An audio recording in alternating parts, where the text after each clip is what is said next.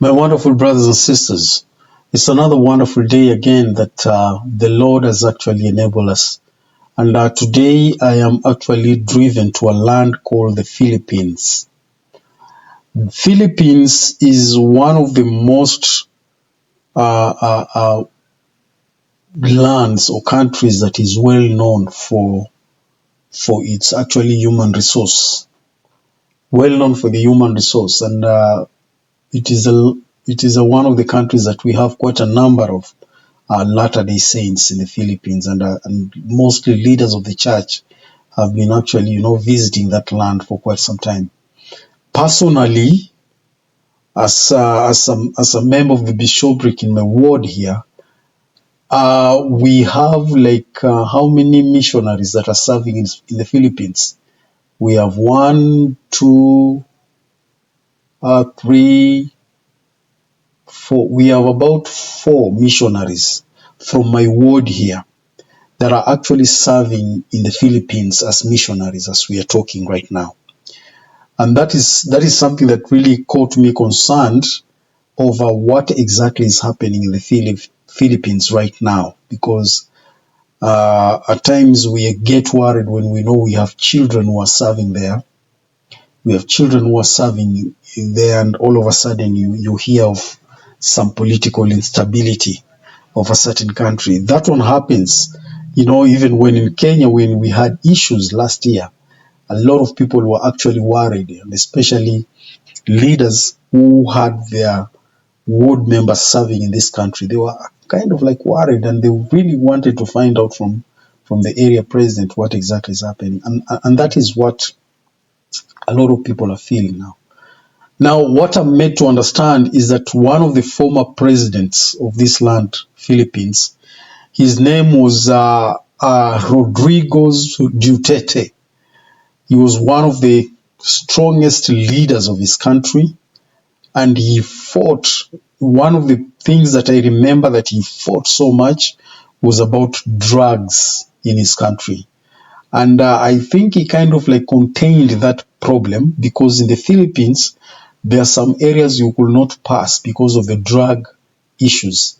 People who are over drugged, and even it was even affecting, the human resource in that country. But when Rodrigo Duterte came into power, he actually fought without vice. He fought without vice, and he kind of, finished it. But now I am made to understand that he is being accused of human, I don't know, they are calling what? Human rights issues. And he's been taken to The Hague. That is the International Criminal Court. He's been taken there to answer for these charges of human rights abuse and all that.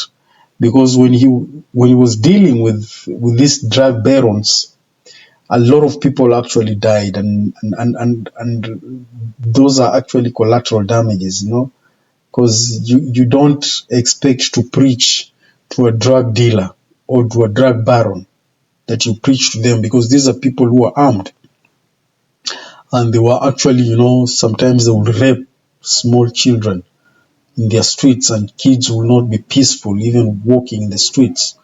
You will send your daughter to the shop, and your daughter will not actually be seen because of these drug people. They kidnapped young kids and all that. And when Rodrigo came into power, he was like, enough is enough. This one has to stop, because Philippines have to be actually, they have to feel that peace and freedom in their own country, not people, butchering them and doing all sorts of stuff to them. So that is what Rodrigo did, Duterte.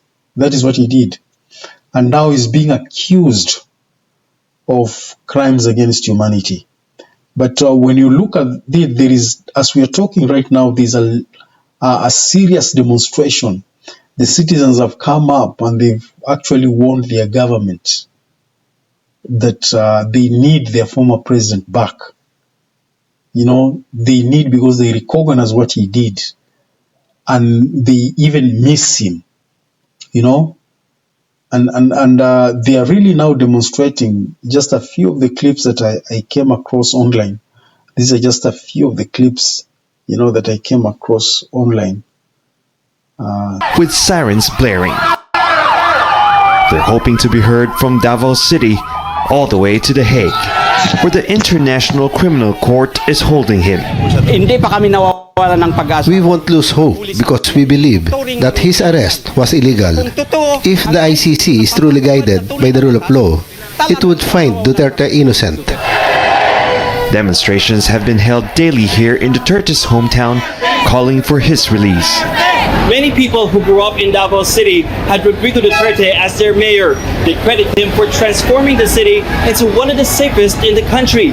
These protesters behind me say his detention at the International Criminal Court is an injustice. But it's the closest families of the thousands of people killed in Duterte's so-called war on drugs have been to seeing justice served. And for human rights advocates, it's a step towards the closure they've long sought for survivors.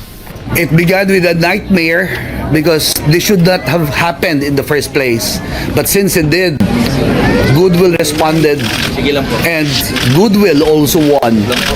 Before he was taken into ICC custody on Wednesday, Duterte maintained he did only what he thought was best for his country.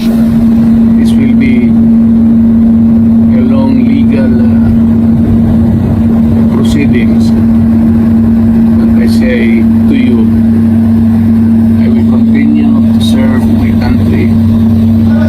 His former police chief, Senator Ronald De La Rosa, who appeared publicly on Thursday for the first time since Duterte was arrested, says he's also ready to face ICC charges. I am prepared. Whatever happens when that warrant or arrest is issued against me and to be implemented. I am not a political guy. But I've always been guided to look at things on a spiritual angle, and especially on this one, I feel there's something that you can learn there. You can learn there that when you do good to people, when you serve your people well, that service will always come back to you. That service will always come back to you. And that is, people do not understand that when you do good to somebody, that good will always come back to you. Some people will call it karma, but to us, we know it's the principle of the gospel, because that is what Jesus Christ taught. He said that do unto others the way you would like them to do unto you. So if you do something good to people, definitely that good will come back to you someday. And you can see what exactly is happening. I've seen most of the leaders, or some of the leaders, who really served their people well. And one of the best examples that we can have from Africa is President Mandela. He lost everything when he was fighting against apartheid. He was not doing it for himself. Even his family went through problems. His wife was actually, detained at one time. Mandela was jailed for 27 years. But after that, what happened? Everybody in the world speaks about Mandela. He is an icon of the entire world. Everybody speaks about Mandela today. And that is the principle of life. If anybody or anyone wants to succeed, is that they are supposed to be selfless. Ensure you do good unto others, so that one which you do, someday it will come back to you. And I so much admire what Filipinos are really standing with this man. Filipinos are really standing with him, because they understand what he did in their society. If at all he wasn't a good man, I don't think these people will be demonstrating the way they are demonstrating. But everything you look at in life has a principle of the gospel in it. Whether you are in politics, whether you are in medicine, whether you are in technology, whether you are a force, a police force or an army, everything. The principle is serve people well.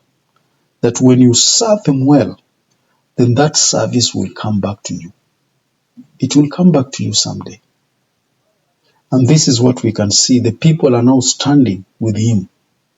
Even though the government of the day, it is the one that is claiming that this man actually committed crime. But the citizens are looking and they're like, no, this man actually really helped our society.